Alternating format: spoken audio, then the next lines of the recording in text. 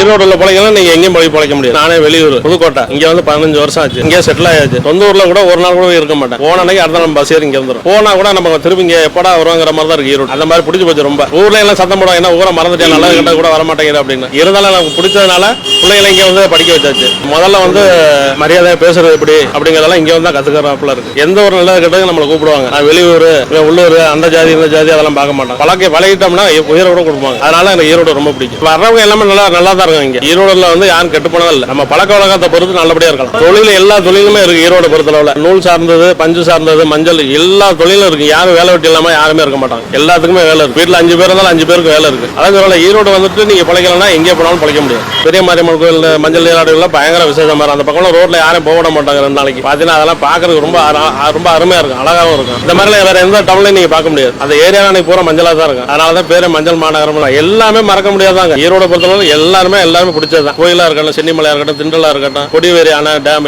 எல்லா வசதியும் இருக்குது. ஈரோடு மாதிரி எந்த ஊரும் அமையாது.